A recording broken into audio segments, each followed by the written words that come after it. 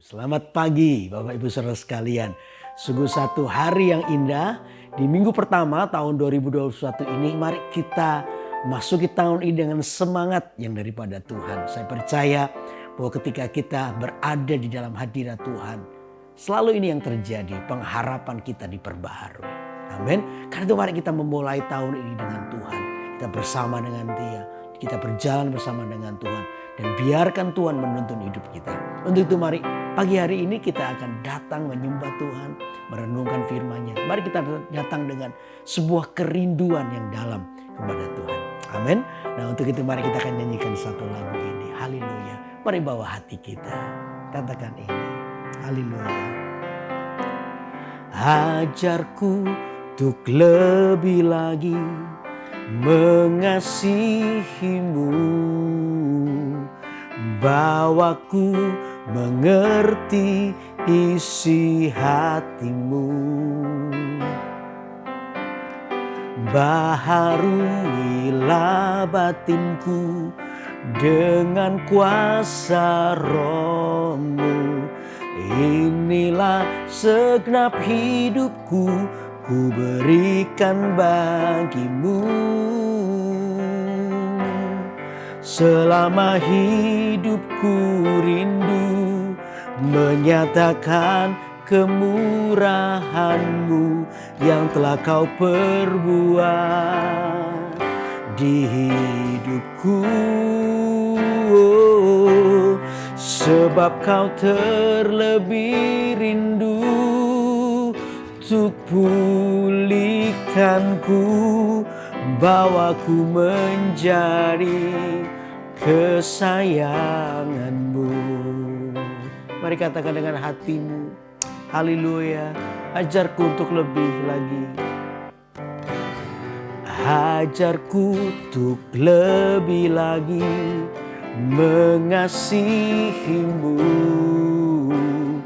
bawaku mengerti isi hatimu, baharuilah batinku dengan kuasa Roh-Mu. Inilah segenap hidupku, ku berikan bagimu. Selama hidupku rindu menyatakan kemurahan-Mu yang telah Kau perbuat di hidupku.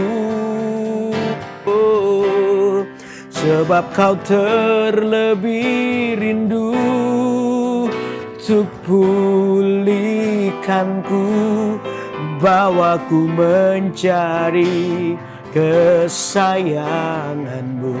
Sekali lagi, mari katakan, ajarku untuk lebih mengasihi-Mu ya Tuhan. Amin. Ajarku untuk lebih lagi mengasihi-Mu, bawaku mengerti isi hatimu, baharuilah batinku dengan kuasa Roh-Mu. Inilah segenap hidupku, ku berikan bagimu. Selama hidupku rindu menyatakan kemurahan-Mu yang telah Kau perbuat di hidupku. Sebab Kau terlebih rindu untuk pulihkanku, bawaku menjadi kesayangan-Mu. Selama hidupku rindu menyatakan kemurahan-Mu yang telah Kau perbuat di hidupku.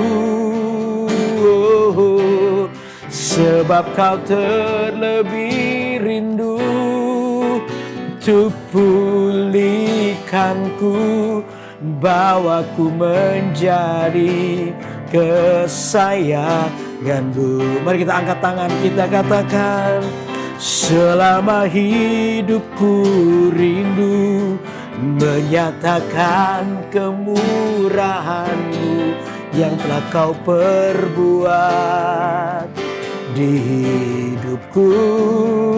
Oh, sebab Kau terlebih rindu untuk pulihkanku, bawaku menjadi kesayangan.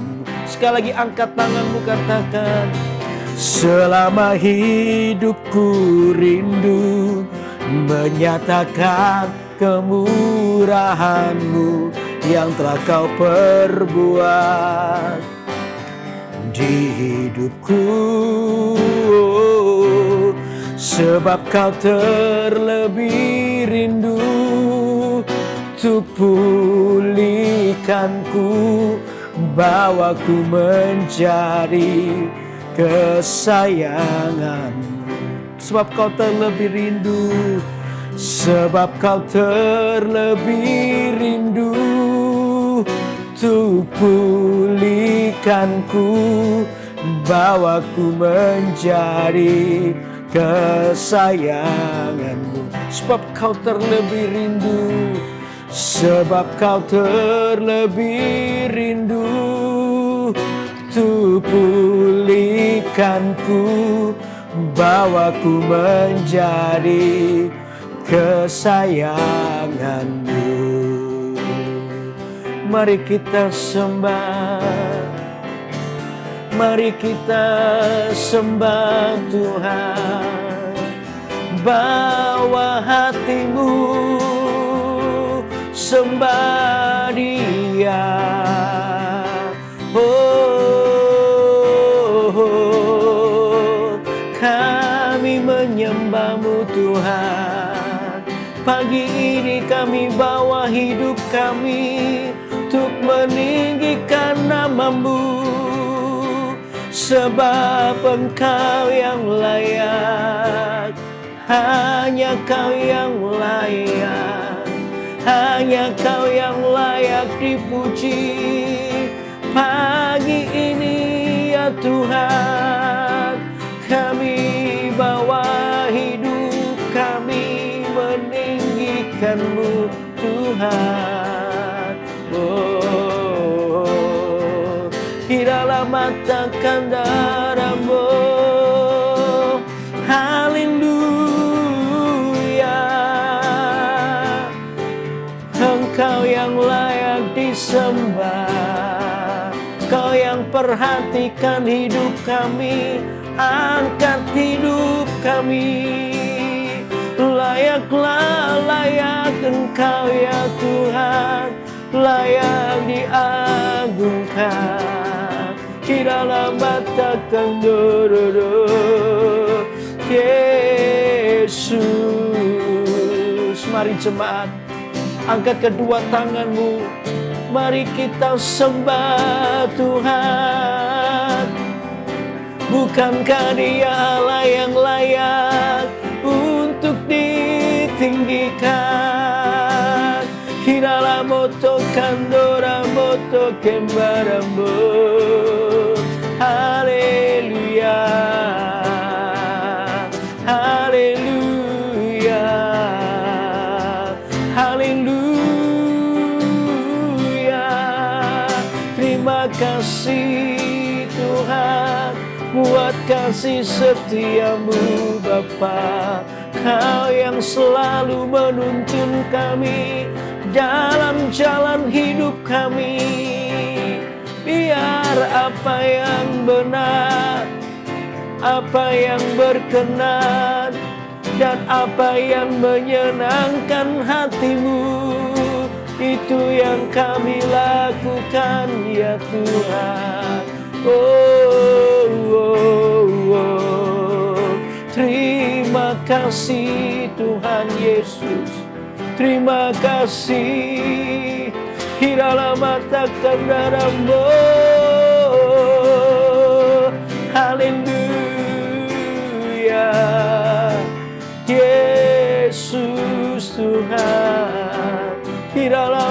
matakan dorodo, hiralana matakan deramu. Hatiku bersyukur buat setiamu Tuhan. Itu yang membuatku terus berpengharapan di dalam-Mu. Kekuatan kami diperbaharui, dengan iman kami berjalan untuk melihat bahwa kami tak pernah sendiri, sebab Allah beserta kami. Immanuel, Tuhan menyertai kami. Oh, haleluya. Thank you Lord. Terima kasih Tuhan. Terima kasih. Haleluya. Haleluya. Oh, oh, oh. Mari pagi hari ini kita bersyukur kepada Tuhan. Lihatlah kesetiaan Tuhan sampai hari ini. Memasuki tahun 2021 ini. Mari kita tetap melihat dengan iman kita bahwa Anda dan saya tidak pernah sendiri. Kita semua berada dalam perlindungan dan naungan Tuhan. Karena itu pagi hari ini patut kita bersyukur. Dan layaklah kita menyembah Tuhan Yesus pagi ini. Sebab hanya Dia yang layak.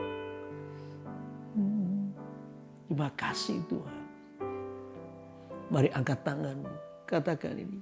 Yesus, Engkau yang layak kami agungkan.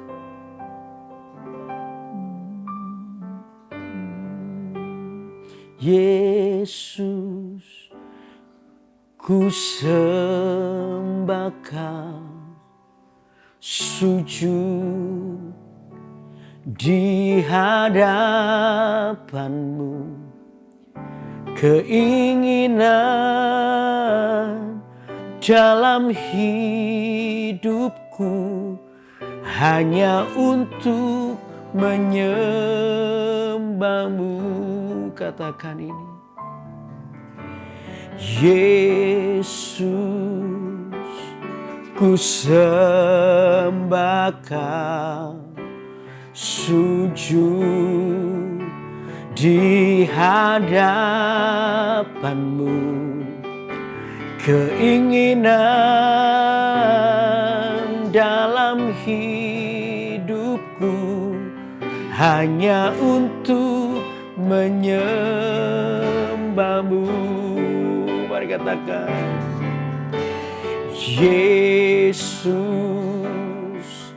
ku sembah Kau, sujud di hadapan-Mu. Keinginan dalam hidupku hanya untuk menyembah-Mu. Sekali lagi katakan. Yesus, ku sembah Kau, sujud di hadapan-Mu, di hadapan-Mu. Keinginan dalam hidupku hanya untuk menyembah-Mu. Keinginan dalam hidupku, keinginan dalam hidupku hanya untuk menyembah-Mu. Keinginan dalam hidupku hanya untuk menyembah-Mu. Tuhan, ini yang terus menjadi kerinduan hidup kami. Menyembah-Mu, meninggikan-Mu. Biar kami menjadi orang yang terus dengan sengaja mau mendekatkan diri kami kepadamu. Terus tinggal di hadirat-Mu, menikmati bait-Mu, melihat kebaikan-Mu dalam kehidupan kami. Itu yang membuat kami terus berpengharapan.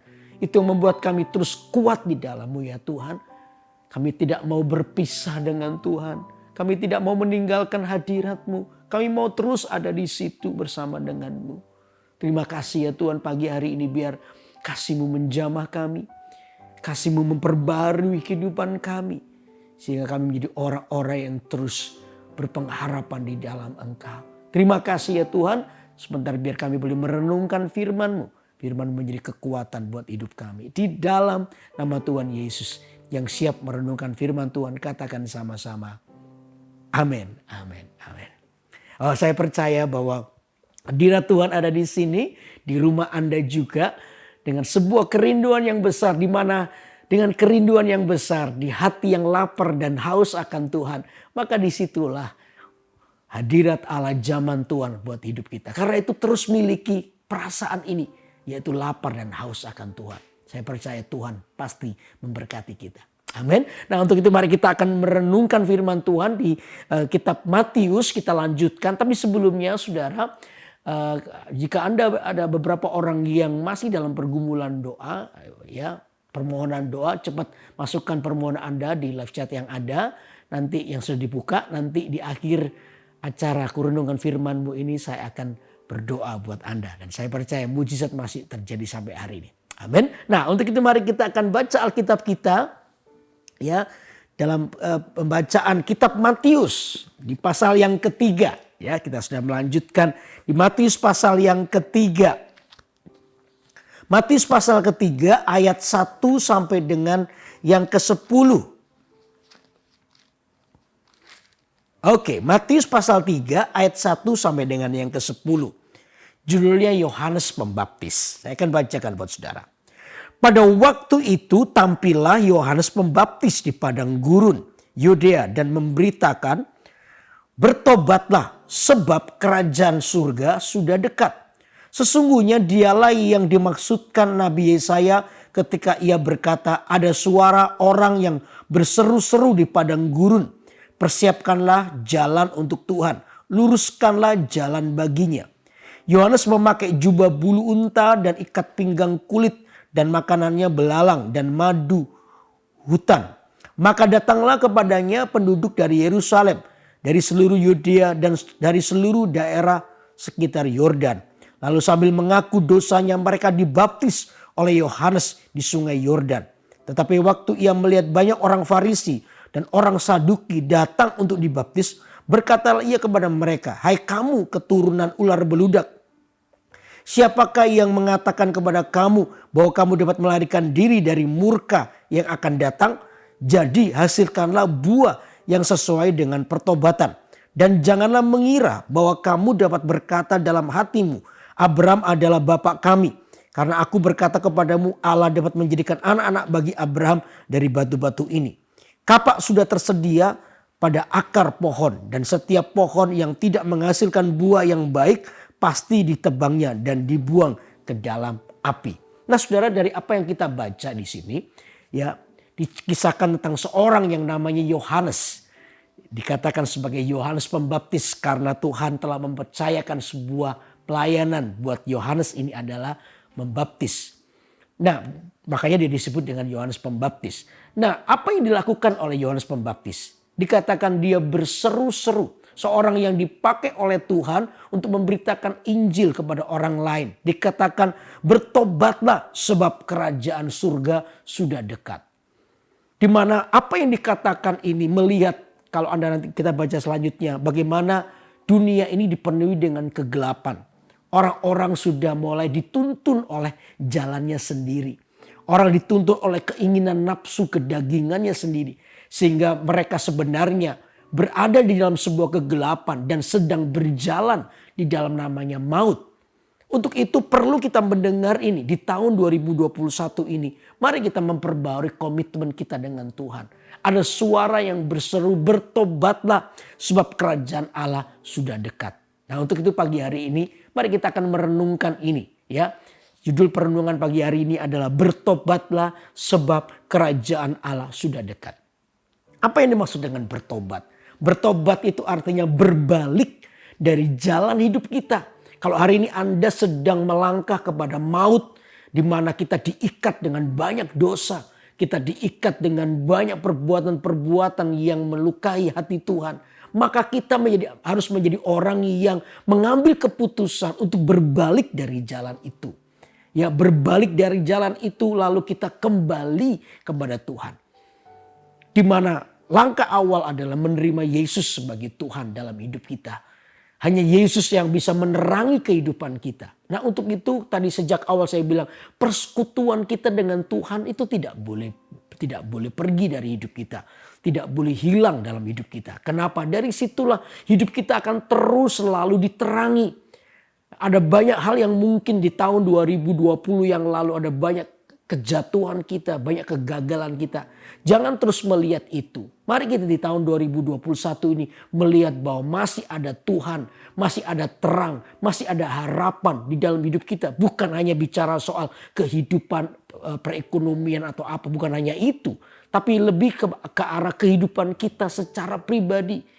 Kata bertobat itu berarti Anda dipanggil oleh Tuhan untuk kembali kepada jalan Tuhan. Dan itu membutuhkan sebuah keputusan hidup kita. Nah, untuk itu pagi hari ini apa yang harus kita lakukan? Kalau kita belajar dari ayat-ayat yang kita baca, apa yang harus kita lakukan? Ada 3 hal. Ya. Yang pertama coba ayat yang ke-6 kita baca. Dikatakan begini, lalu sambil mengaku dosanya mereka dibaptis oleh Yohanes di sungai Yordan. Keputusan yang pertama ketika Yohanes berseru bertobatlah sebab kerajaan surga sudah dekat. Respon dari orang-orang di situ adalah mereka datang kepada Yohanes, lalu yang pertama apa yang mereka lakukan? Mereka mengaku dosa. Jadi yang pertama kata arti bertobat, pertama Anda berbalik tadi. Ya, menerima Tuhan Yesus sebagai Tuhan dalam hidup kita. Lalu ini yang dilakukan. Mengaku dosa. Mengaku dosa. Mengaku dosa itu artinya kita dengan jujur mengakui dosa. Kenapa kita harus mengaku dosa?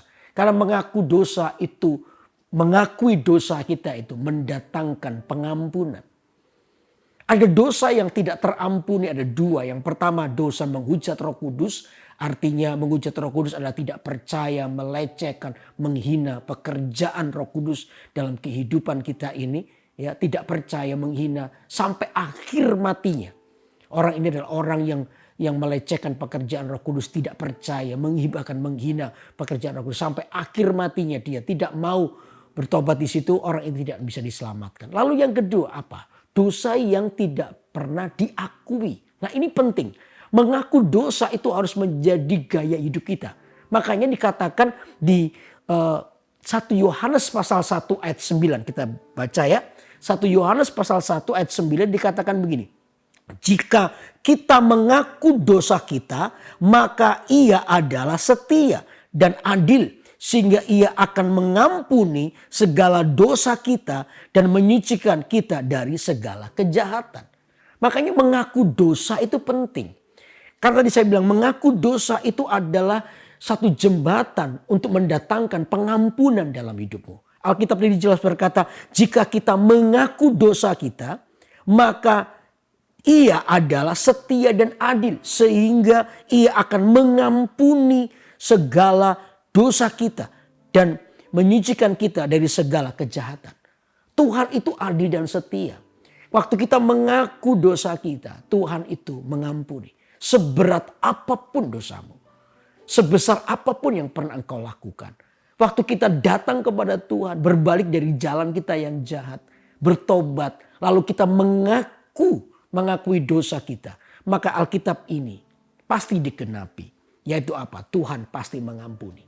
Dan ketika Anda mengakui, jelas mengaku itu dengan hati. Mengaku itu berarti dengan sungguh-sungguh. Anda tidak sedang main-main. Kita tidak mempermainkan kasih karunia Tuhan ini. Gak apa-apa nanti berdosa lagi. Bukan begitu.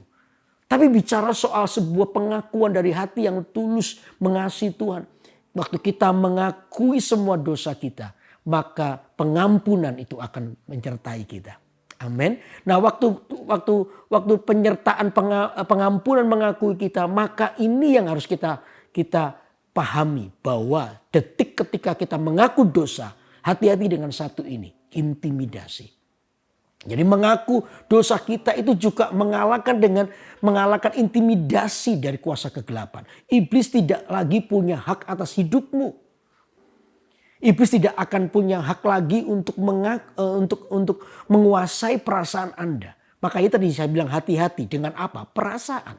Kadang-kadang perasaan kita ini yang membuat kita tidak bisa mengalami sebuah kelegaan di dalam Tuhan. Kenapa? Kita mengizinkan perasaan bersalah, intimidasi daripada iblis itu menguasai hati kita. Itu yang membuat kita terus terikat. Padahal Tuhan sudah mengampuni dosa kita. Memang waktu Anda melakukan dosa harus menyesal. Harus menyesal. Penyesalan itu penting juga. Tetapi ingat, waktu kita sudah mengaku dosa, izinkan Tuhan itu mengambil alih hidup kita. Izinkan Tuhan mengambil alih hati kita. Sehingga perasaan namanya kelegaan, damai sejahtera itu menguasai hidup kita. Kenapa? Dasarnya karena ini. Dosamu telah diampuni. Amin, saudara. Dosa kita diampuni. Ya, karena kita telah mengaku dosa kita. Dan iblis tidak punya hak lagi atas semua kesalahan yang pernah kita buat. Iblis tidak boleh mendikte hidup kita. Iblis tidak boleh mendakwa kita. Sekali lagi saya ingatkan, ini tidak boleh jadi main-mainan. Oh tenang, nanti saya berbuat dosa lagi kan. Bukan itu motivasinya. Sekalipun kita masih bisa jatuh lagi dalam dosa. Tapi motivasinya bukan untuk main-main. Kasih karunia Tuhan telah disiapkan buat hidup kita. Amin. Mengaku dosa. Tadi saya bilang yang pertama adalah jembatan pengampunan Tuhan datang buat hidup kita. Yang kedua adalah Anda tidak lagi masuk dalam intimidasi daripada kuasa kegelapan. Kuasa kegelapan tidak lagi punya hak atas kehidupan Anda. Lalu yang ketiga apa? Ya, kita tidak lagi menghambakan diri kepada dosa itu. Kita adalah orang yang telah berpindah daripada gelap kepada terang. Tuhan memperbarui hidup kita. Mengaku dosa itu kita membalikkan diri kita dari hamba dosa menjadi anak-anak Tuhan. Dan disitulah kita bisa melihat kasih karunia Allah yang besar. Amin. Nah, mengaku dosa kepada siapa? Yang pertama kepada Tuhan. Ada datang kepada Tuhan. Jangan dengan ketakutan. Tapi datanglah dengan kerendahan hatimu. Sebab kita percaya darah Kristus telah dicurahkan bagi kita. Itu yang melayakkan kita ada di hadirat Tuhan. Amin. Datanglah dengan kerendahan hatimu. Datanglah ya dengan hati yang merendah di hadapan Tuhan. Mohon ampun. Dengan Tuhan, mendekati Tuhan. Saya percaya Tuhan tidak pernah menolakmu. Tuhan tidak pernah membuangmu. Perasaan kita saja yang membuat kita ini merasa terbuang. Perasaan kita saja yang merasa kita ini tidak terampuni. No. Tuhan mengampuni. Amin. Tuhan mengampuni kita. Jadi karena itu datang mengaku kepada Tuhan. Lalu yang kedua, saudara, kalau Anda mau dibimbing untuk Anda bertumbuh secara rohani, datanglah kepada hamba Tuhan, seorang pendeta atau gembala Anda, ya, yang Anda percaya, untuk Anda mengaku dosa supaya Anda didoakan. Lalu setelah itu Anda dibimbing, dikembalakan, dituntun dengan kebenaran firman Allah. Sehingga hidup Anda juga mengalami pertumbuhan. Nah ini penting buat hidup kita. Hidup dalam sebuah penggembalaan di mana hidup kita ini dituntun, ya diarahkan supaya hidup kita ini mengalami perubahan dan kemenangan. Dan saya percaya disitulah letak pertumbuhan rohani kita. Amin. Jadi pertama langkah pertobatan adalah mengaku dosa kita. Oke, lalu yang kedua apa? Lalu yang kedua dikatakan begini. Ya, ayat yang ke-6 juga. Ayat ke-6 dikatakan, lalu sambil mengaku dosanya mereka dibaptis oleh Yohanes di sungai Yordan. Yang kedua adalah mereka memberi diri dibaptis. Saya tidak bicara soal tata cara. Baptis dari kata baptiso, ditenggelamkan. Ditenggelamkan artinya kalau dalam bahasa Alkitab itu dikuburkan bersama dengan kematian Kristus, itu artinya baptis. Di mana tubuh dosa lama kita itu dikubur bersama dengan kematian Kristus. Lalu setelah itu kita dibangkitkan bersama dengan kebangkitan Kristus. Di mana di Roma pasal yang kita baca Alkitab kita ya. Di Roma pasal yang ke-6 ayat yang ke-3 sampai dengan 8. Saya akan bacakan. Roma pasal 6 ayat 3 sampai dengan 8. Dikatakan ini. Atau tidak tahukah kamu bahwa kita semua yang telah dibaptis dalam Kristus telah dibaptis dalam kematiannya?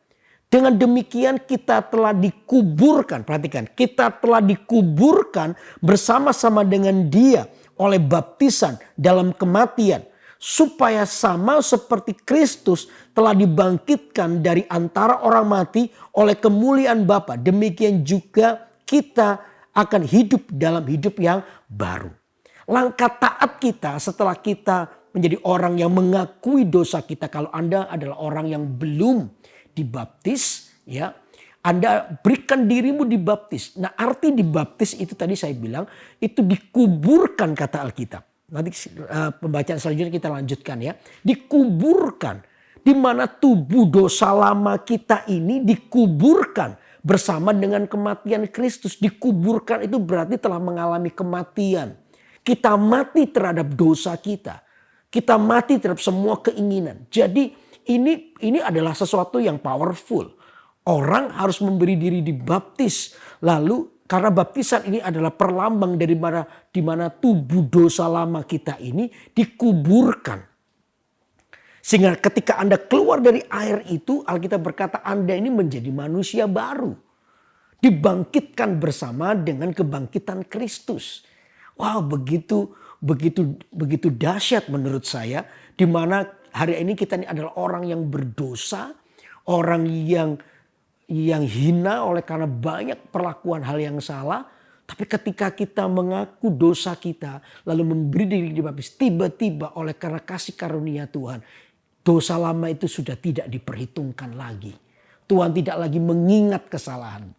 Yang Tuhan tahu cuman manusia baru, ya, yang lahir lagi dan Anda menjadi orang yang diperbarui. Karena itu jangan tunda. Ketika Anda mendengar khotbah ini, Anda adalah orang yang belum dibaptis, jangan tunda untuk baptis. Ya, untuk dibaptis. Karena itu mengaku dosa, datang dengan pertobatan kepada Tuhan, mengaku dosa dan beri dirimu dibaptis. Jangan tunggu Anda nanti kalau nunggu baik. Percaya dengan saya, Anda tidak akan pernah baik. Kalau Anda nunggu nanti jadi baik dulu, nggak akan pernah. Justru gara-gara kita ini adalah orang yang taat, ya mau mengikuti kehendak Tuhan. Waktu kita mau dibaptis, justru nanti kita akan baca bagaimana kuasa kebangkitan Tuhan itu ada dalam hidup kita. Anda adalah orang yang justru diberi kekuatan karena Anda melangkah bersama dengan Tuhan.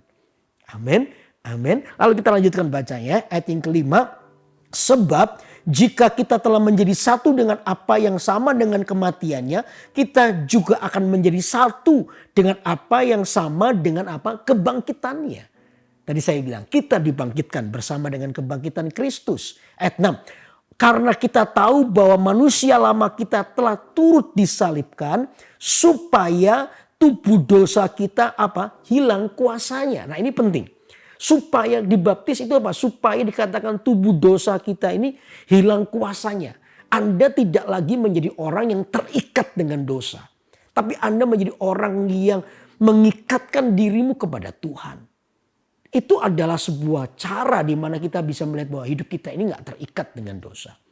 Di alam roh kita mengalami sebuah kemenangan bersama dengan Tuhan. Kita mengalami sebuah pemulihan di hidup kita, di hati kita. Sehingga kuasa dosa itu tidak lagi mengikatmu. Tapi justru Anda dilepaskan dan Anda menjadi orang yang diperbarui. Menjadi baru di dalam Tuhan. Lanjutkan ya pembacaannya ya. Agar jangan kita menghambakan diri lagi kepada dosa. Ayat 7. Sebab siapa yang telah mati, ia telah bebas dari dosa. Jadi jika kita telah mati dengan Kristus, kita percaya bahwa kita akan hidup dengan Dia. Kita akan hidup kembali atau hidup baru bersama dengan Dia. Alkitab dengan jelas supaya kita tidak menghambakan diri kita kepada dosa. Tapi kita menjadi ciptaan yang baru. Nah, penting bagi kita untuk memberi diri dibaptis. Ya. Baptis itu bukan sakramen gereja biasa. Tapi saya percaya ini adalah dilakukan adalah sebagai perlambang. Pertama adalah ketaatan kita kepada Tuhan. Perlambang bagaimana Anda adalah orang yang mau mati bagi dosamu dan mau hidup bagi kerajaan Allah. Inilah bentuk pertobatan, kita berbalik supaya hidup Anda diperbarui oleh Tuhan. Amin. Orang-orang pada zaman itu mereka adalah orang-orang yang pertama mengaku dosa. Lalu yang kedua adalah mereka memberi diri untuk dibaptis. Mereka mengalami sebuah perjumpaan dengan Tuhan secara pribadi. Dan saya percaya ketika orang itu mengalami baptisan, hidup mereka mengalami perubahan. Oh, malaikat surga itu bersuka cita. Malaikat surga itu bersorak-sorai karena ada satu orang memberi dirinya untuk diperdamaikan dengan Tuhan. Bukankah itu tujuan Natal yang baru saja kita peringati? Bukankah itu tujuan kehadiran Tuhan di bumi ini? Supaya setiap kita diselamatkan. Amin. Saya percaya kalau Anda dengar perenungan ini bukan kebetulan. Kalau Anda adalah orang-orang yang hari ini terikat dengan banyak dosa. Banyak hal yang membuat Anda jatuh. Lalu Anda memberikan kesempatan untuk iblis terus mengintimidasi hidupmu. Biar pagi hari ini ayo kita datang kepada Tuhan. Aku mau berbalik. Tahun 2021 ini aku mau memulai bersama dengan Tuhan. Tuhan dengan satu keputusan. Apa itu? Pertobatan. Ya, pertobatan dalam kehidupan kita terus mengalami sebuah peningkatan. Kalau Anda sudah pernah dibaptis, lalu Anda adalah orang yang sudah di dalam Tuhan. Tapi ada beberapa ikatan-ikatan dosa yang waktu-waktu yang lalu terus mengikat Anda. Hari ini juga mari kita datang kepada Tuhan. Ayo kita mengaku dosa kita. Mari kita izinkan Tuhan menjamah hati kita. Supaya kita ini diperbarui oleh Tuhan. Sebab apa yang menghalangi doa kita? Kata Alkitab, dosa kita.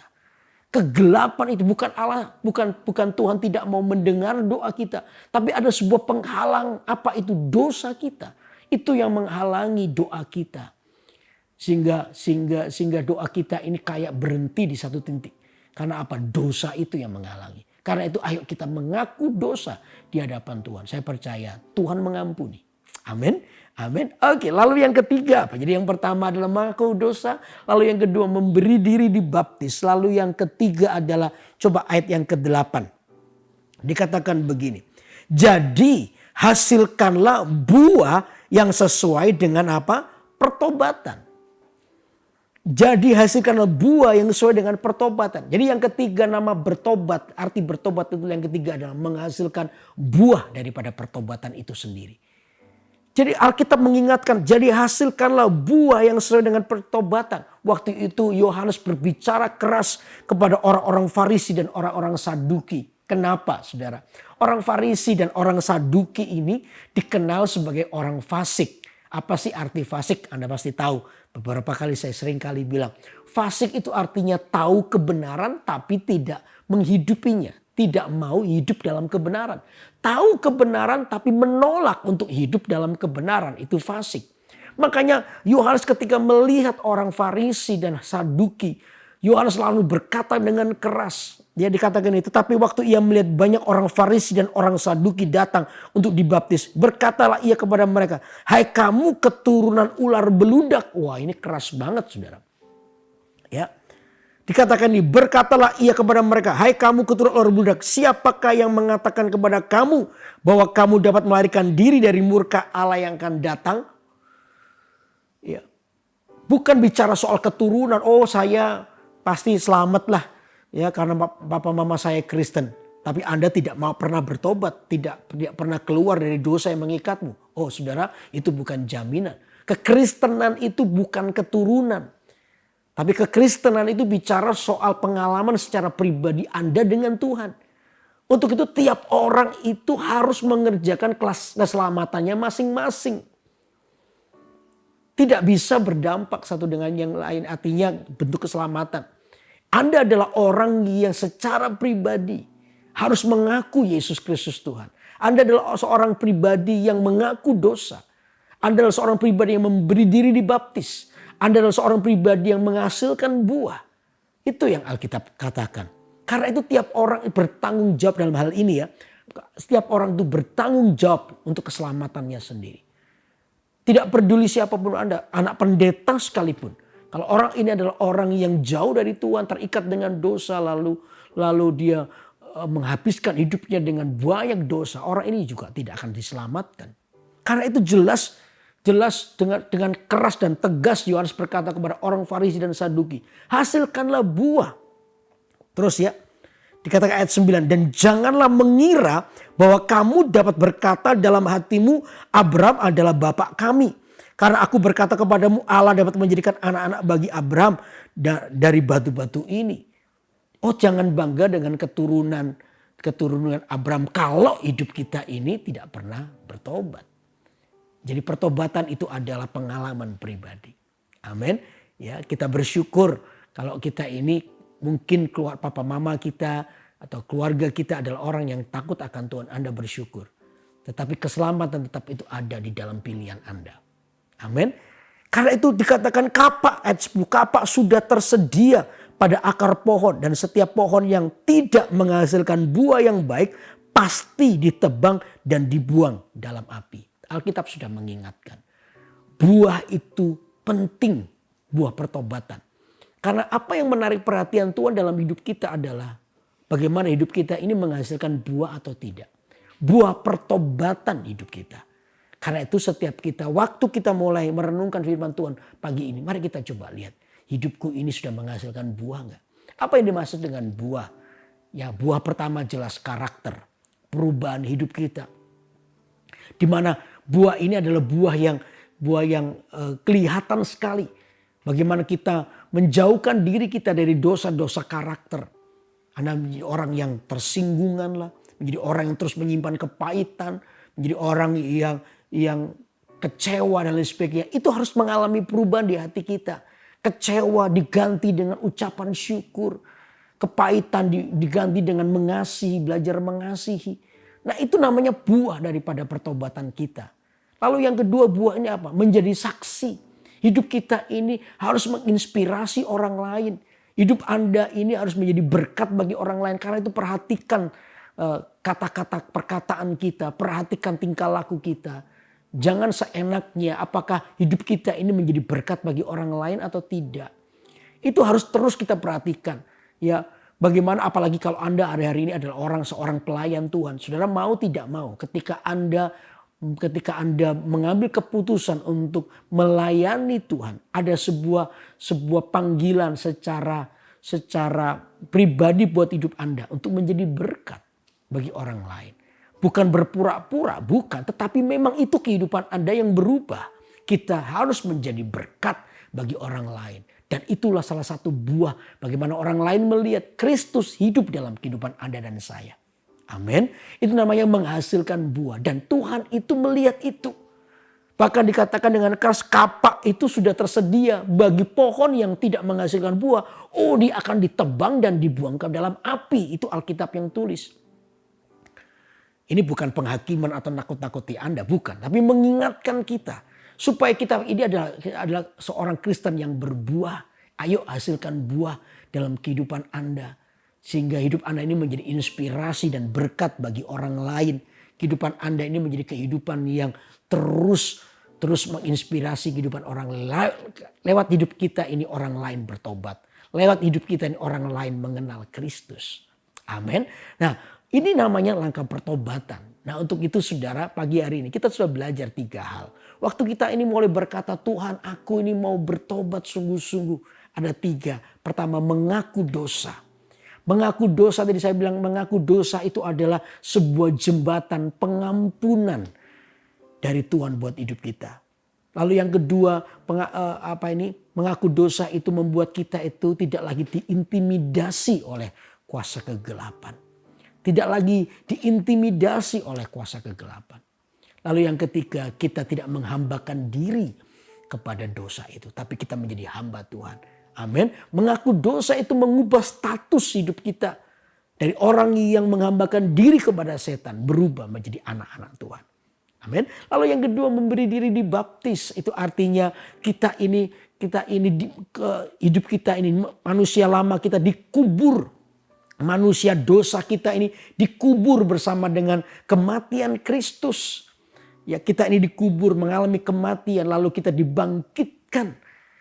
Sesuai dengan kebangkitan Kristus menjadi manusia baru di dalam Tuhan. Menjadi baru. Ya, lalu yang kedua supaya kuasa dosa di dalam kehidupan kita itu hilang. Hilang kuasanya. Artinya Anda tidak lagi terikat dengan dosa. Tapi Anda menjadi anak-anak Tuhan. Anda adalah orang yang telah dilepaskan oleh Tuhan. Amin. Lalu yang ketiga, hasilkan buah. Kita menghasilkan buah pertobatan hidup kita. Di mana karakter kita berubah. Lalu yang kedua, hidup kita menjadi inspirasi buat orang lain. Nah, Alkitab ini mengajar dengan sederhana pagi ini. Itu namanya bertobat. Sebab kerajaan Allah sudah dekat. Kerajaan surga sudah dekat. Kita nggak tahu kapan Yesus datang. Tidak ada yang tahu. Tuhan itu datang seperti pencuri. Tuhan itu bukan pencuri, tapi dia datang seperti pencuri. Tidak ada yang tahu kapan datang. Karena itu siapkan hati kita. Di awal tahun ini mari kita datang merendahkan hati kita kepada Tuhan. Mari kita datang dengan kerendahan hati kita. Berkata, Tuhan, aku mau hidupku dipulihkan. Apa yang menjadi penghalang daripada doa-doa kita? Dosa kita. Makanya itu mari kita datang kepada Tuhan dengan hati yang bertobat. Amin. Amin. Untuk itu mari kita akan bawa hati kita kepada Tuhan pagi ini. Ayo kita datang kepada Tuhan. Tuhan tidak pernah menolak kita. Tapi Tuhan mau memperbarui kita. Amin. Nah, yang pertama ini saya mau berdoa. Bagi saudara-saudara yang hari ini belum pernah secara pribadi menerima Tuhan Yesus sebagai Tuhan dalam hidupmu. Saya mau berdoa menuntun Anda pagi hari ini. Menuntun doa keselamatan buat hidup Anda. Hanya di dalam nama Yesus terjadi keselamatan. Kalau Anda adalah orangnya, mari kita datang kepada Tuhan. Amin. Saudara, mari ikuti doa saya pagi ini. Saya percaya Tuhan ada di sini. Oh, malaikat surga akan bersuka cita karena ada satu orang mau memperdamaikan dirinya kepada Tuhan. Dan itu membuat Tuhan bersuka cita. Amin. Kalau Anda adalah orangnya, mari ikuti doa saya sebentar ini. Mari ikuti doa saya. Tuhan Yesus, hari ini saya datang kepadamu. Minta ampun untuk semua dosa-dosa yang saya buat. Dan saya percaya seperti kata firman-Mu, Engkau mengampuni dosaku. Karena itu aku membuka hati bagimu. Masuklah di dalam hidupku, dalam hatiku. Sebagai Tuhan dan Raja. Aku mengakui Yesus Kristus sebagai Tuhan dalam hidupku. Mulai hari ini sampai selama-lamanya. Ampuni semua pelanggaranku. Semua dosaku. Dan aku percaya hari ini aku menjadi anak-anak Tuhan. Dan hidupku telah dipulihkan oleh Tuhan. Di dalam nama Tuhan Yesus aku berdoa. Amin. Wow, sungguh saya percaya hari ini kalau Anda adalah orang yang pertama kali mengaku Yesus Kristus Tuhan dalam hidupmu. Malaikat Tuhan bersuka cita. Bapa di surga juga bersuka cita. Amin. Amin. Mari kita angkat tangan kita. Sebelum saya mau mendoakan semua live chat yang sudah permohonan doa yang masuk di live chat yang ada. Saya mau kita nyanyikan satu pujian ini. Katakan sekali lagi. Yesus, ku sembahkan sujud di hadapan-Mu.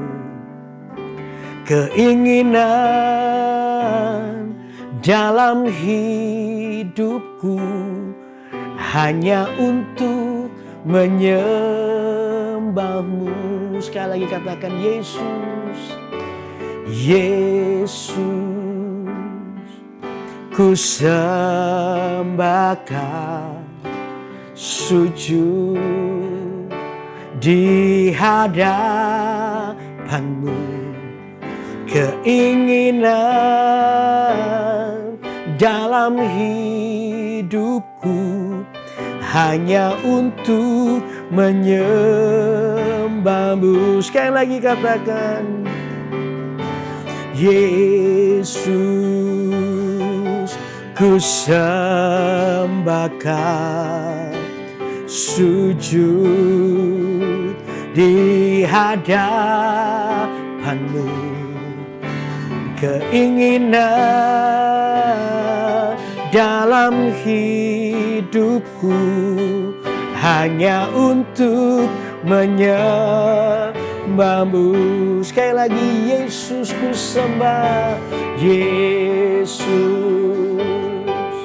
ku sembahkan,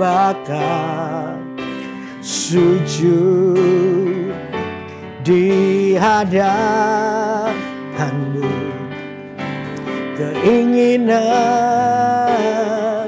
dalam hidupku hanya untuk menyembahmu.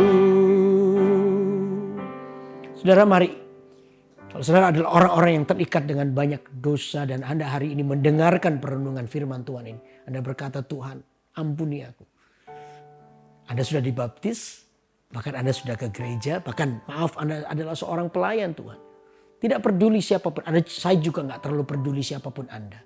Tapi kalau Anda hari ini tahu bahwa ada hal-hal yang perlu diakui di hadapan Tuhan, rendahkan hatimu, rendahkan dirimu di hadapan Tuhan. Mari kita mengaku dosa kita. Dan saya percaya Tuhan pasti mengampuni kita.